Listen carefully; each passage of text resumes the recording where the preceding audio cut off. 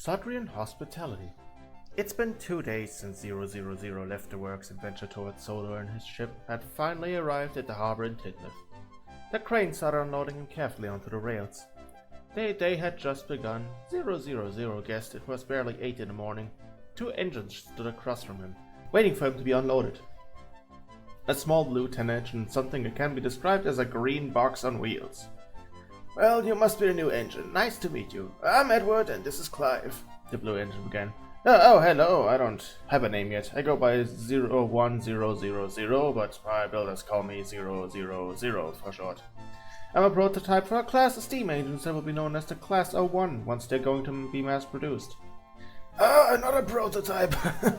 Old Gordon's gonna have some company," chuckled Clive. "Oh, I'm not the only one on a trial run here?" the German questioned them. No, Gordon is a full member of our fleet. He is, however, the first one built of his class as well," explained the blue engine.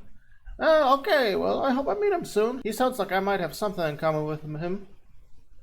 Edward recalled Gordon's opinion on the whole matter from a few days ago and decided to not mention anything to him. "Yeah, sure." "How many engines do work here, by the way?" the German asked.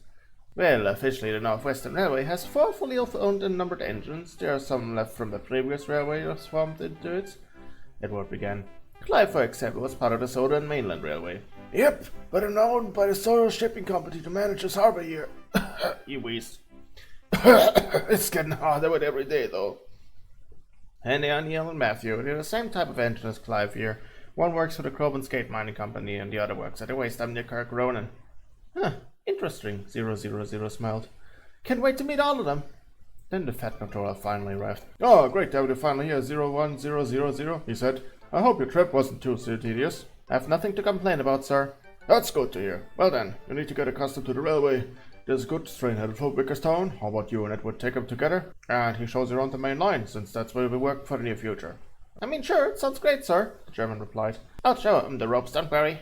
Wouldn't be the first time." The 2 engines coupled up to the goods train Clive had arranged. Edward was in front of 000 to lead the way. Shortly after they set off, they were soon on the main line. They quickly passed through Knapford and were coming up on Crosby. "So, we were just in Knapford, a few lines in there. It's the end point of the main line. The Farquhar branch starts there, then up north it goes to the Altsail branch line. It's mostly abandoned because we built it during the war to guard the coast. Nowadays, someone that gets up there twice a day to bring passengers to the Mid-Sodor Railway." "The Mid-Sodor Railway? I thought there's only one railway on this island." "Well, no, there are 4 actually. You have us, the MSR, the Skarloey Railway, and the Caldyfell Mountain Railway. The other 3 are narrow gauge railways that go through the mountains," explained the blue engine. Soon they passed through Crosby. Edward told them that this is where the island's dairy and coaling plant were located. "Prepare yourself. Once we're through Wellswood, we have to climb Gordon's Hill." Gordon's Hill? Why does he have a hill named after himself?" the German asked curiously. "I probably shouldn't tell you, but he was the first one to get stuck on that hill, actually," Edward chuckled. "I had to push him up there when he couldn't make it up with a goods train." "Oh, that's hilarious." "Yeah, but if he actually didn't tell you this." "Oh, I promise, don't worry." They were rapidly approaching the hill. The trucks became heavier and heavier, but the 2 kept puffing along to climb that obstacle. "I should warn you, the trucks here are sometimes quite bothersome. They usually don't mess with me, but just so you know," Edward explains this once they were close to the top. "Okay, good to know. Maybe tell me that a bit earlier before we start climbing this thing." "Well, it slipped my mind while we were talking, to be fair, but nothing should happen. Like I said, they don't mess with me." And like he said, everything went off without an issue. That applied for the rest of the trip. They arrived safely in Vickerstown, where they were waited by a small blue tank engine.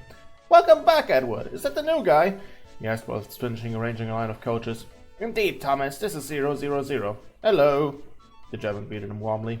000. Is that your actual name?"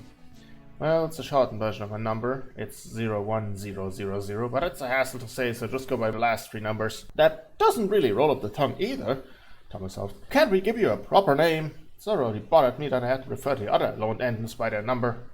"Well, I guess. I never gave this a thought. I thought names need to be earned, and I've barely done anything to warrant that." "Maybe we should give you a name. We could brainstorm one in the sheds later, I reckon," the tank engine suggested. "Perhaps, if it helps you guys talking to me." "Well, it beats saying your full number or calling you new guy," chimed Edwin in. "Anyways, I'll have your train ready in a sec. I just gotta finish this one for one of the chumps from the LMS. "I could arrange it if you don't mind," said the German. Thomas froze for a second after hearing that. "Could you repeat that?" "I could arrange it," he repeated. But you're a 10 engine. So? Aren't you a bit too big for that? I can push and pull stuff. Size shouldn't disqualify me from doing a job.